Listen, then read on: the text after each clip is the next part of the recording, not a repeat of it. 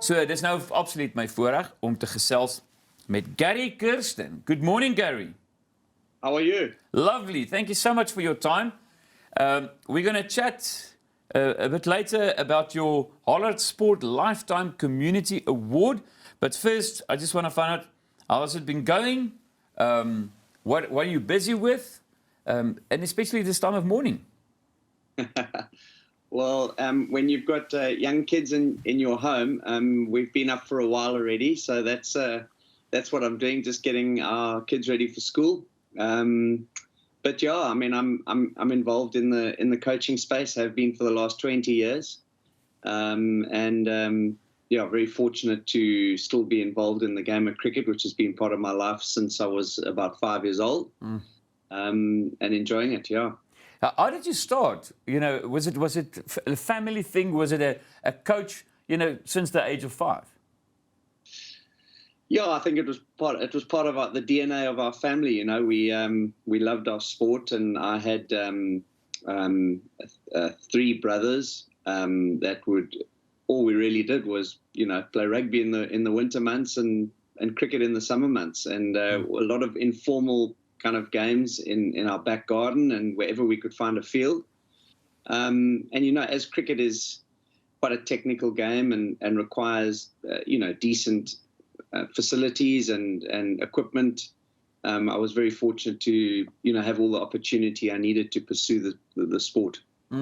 So, Gary, you played 101 test matches, 185 one-day internationals, mainly as opening batsman. I think that's probably one of the most stressful things ever. But looking back on it, just like advice for younger players as well, because managing that and a private life, if you see the time you've gone in a year, and especially small children or family, you know, what would you say how to cope with that? Yeah, that's a good question. And I always say to guys, you know, you've got to try and, even at an early age, when you've got the time just to focus on yourself and your skills and improving your skills, you know, start to create some perspective and balance in your life. You know, look for other things outside of your sport, which give you great pleasure, number one, but also something that you feel you can grow as a human being and develop, and do it from a young age. I actually started studying again when I got to about 30, because I realized that on the road as a professional sportsman, I had lots of time on my hands. And it afforded me the opportunity just to create some purpose outside of your playing time, and your focus around performance, because often we build our identity through the performances, which can be a dangerous thing. And then, if I think back, in your peak years, you started when I was in the army, but and it was turbulent times. If you took 94, 95, 96, but I must compliment you. What I remember, when you walked onto the field, it felt like everything was fine. You had a focus, and you were always so in control. You know, it just felt like, relax, everything's going to be fine. Gary is walking on. What kept you calm? Because especially as an opening batsman, how did you prepare yourself? Looks can be deceiving, that's for sure. I think there was a lot of chaos inside.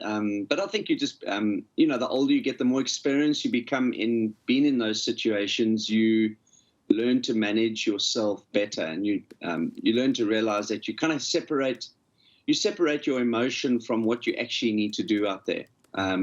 It can be very intimidating. I remember at the beginning of my international career, my first test match was at the MCG in Melbourne, and you know, there were 80,000 people in the stadium, and I walked onto the field thinking, this is impossible. You know, this is the most nerve-wracking thing I've ever done in my life. But then you learn to adjust, adapt. You have to make a few performances along the way to make sure you stay in the team. But if you do, then you understand how to manage performance better.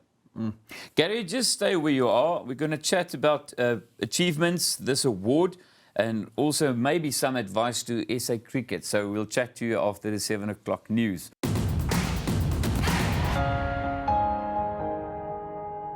Welkom terug hier by die Groot Ontbyt. As jy net ingeskakel het, ons gesels met Gary Kirsten. Hy het toekenning gekry die Hollard Sports Lifetime Community Award. Ons gaan nou daar gesels. Welcome back, Gary. Thank you. We were chatting about your cricket days as a player, and I've got a message here from Tinus that said he read in Cricket Essays magazine years ago that when the captain won the toss and he decided that we're going to bat first, you immediately just went and brushed your teeth. Is that true? That's the first I've heard of that, to be honest with you. I was also thinking, why brushing your teeth? I normally would have brushed my teeth early in the morning. Definitely. And you never walked out with a smile. You walked out with a very focused face. So, Gary, let's just talk about, I want to find out before we get to the award, what do you see personally as your biggest achievements? And it can be anything. Oh, that's a big question. I think marrying the right partner, that's for sure, is the biggest achievement. But yeah, I mean, I think from a sporting perspective, just having played one match for South Africa would have been enough for me, you know. So I think it's always weird when we kind of think ahead and as to where we would go in our lives. You have no clue how far you're going to go down the line, and certainly playing for South Africa was a long way off what I thought I could achieve. Yes, and you totally achieved that. So an award like this, even you know, where you're at in your life now, does it still mean something to you? Yeah, I mean, listen, to be honest with you, it's a real honor to receive an award where you're trying to make a contribution to you know, the game that has been part of your life for so long. And I think for me, it's less about me receiving an award and more about the work. You know, I think the ability to help people have opportunity and access to the sport, you know, sat quite strong in my heart. And I felt that, you know, why should others have no access to the sport that, you know, I had every opportunity to, you know, to partake in over many, many years. And then the change from being one of the best players ever, going into coaching South Africa, and then India. Yeah, that mindset it had to change. The experience for you, and I want to find out, was it weird to just think now you're coaching India, one of our biggest rivals? Well, it was a great opportunity. Again, you know, I hadn't done much coaching when I started with the Indian team, and to receive an email to ask whether I'd consider, you know, working with the national team was, again, almost a bizarre experience. It was not something that I thought would ever happen. But, you know, I think for me, I just looked at it and I thought, yes, it's going to be a tough job, but a great opportunity for me. So you know, when you move into the coaching space, you basically become a global citizen because you offer your services and your skills to any cricket team that is willing to take you on. And to get that almost as my first coaching job was an amazing privilege in many ways. And I thoroughly enjoyed those 3 years with the team. And I learned a lot about how to work in different cultural environments, which was a real eye-opener for me. And then maybe a difficult question. If they mail you today and say, will you please be the boss of SA Cricket, what will you change? Yeah, that's a big and a loaded question. But, you know, I think I'm quite encouraged by what I'm seeing with the Proteas at the moment. I think they've got an inspirational leader in Temba Bavuma.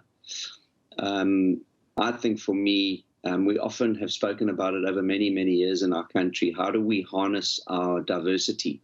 How do we bring a mixture of cultures together, everyone with a different point of view or a different way of seeing the world, and turn that into a strength where we allow our talents and abilities to flourish? And I think that for me is the key, is creating those environments. So, you know, I think that the team is doing a great job at that. Obviously, there are distractions, and those distractions aren't helpful for the players.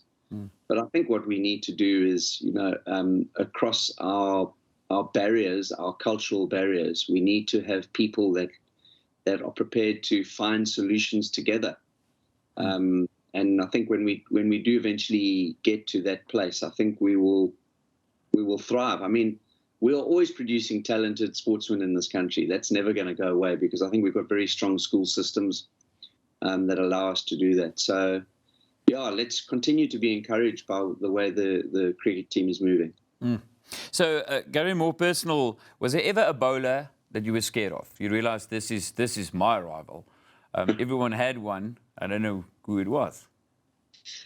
Well, I wasn't scared of any bowler as much as I was of the cricket ball hitting me on the head. So it could have been anyone delivering that. I think it was always,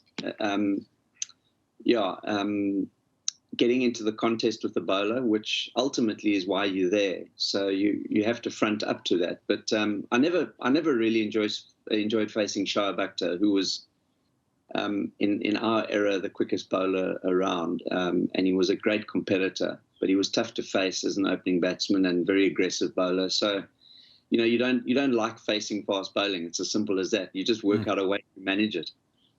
So we all know Alan McDonald had to see a therapist after a mistake. Was there an out or a mistake that you still struggle with? Did you still go like, damn it, after all these years? Or a regret, I suppose. I mean, no, there were many times in my playing career that you regret a decision that you make, and in life for that matter. So, aside from being able to tell you any individual story, there are lots of mistakes that I regret that if I'd had it over again, I would have definitely done it very differently. And then last question, Gary, it's our social media question.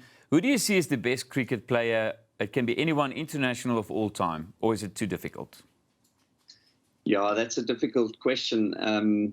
There are some great players out there at the moment, but it's it's difficult to look past Virat Kohli as a batsman. I mean, I think he's proven over many years that he is the best batsman in the world, certainly in the modern era now, in terms of his performances and his achievements. That's good. Gary, so much thanks. So much thanks in my Afrikaans, trying my best on this Friday morning. Very much thanks for your talent. Thanks for your time. All of the best. And just again, congratulations on this Lifetime Award. It's amazing. Thank you for having me. Great stuff. Enjoy your weekend. Bye-bye. En dit was Gary Kirsten. As jy daai onderhoud gemis het, kan jy op YouTube gaan kyk. Ek was so 'n bietjie nou ook flabbergasted toe ek net so links kyk en ek besef ek gesels met Gary Kirsten. Liewe hemel. Bly ingeskakel, staar strak. Kom ons gaan groei.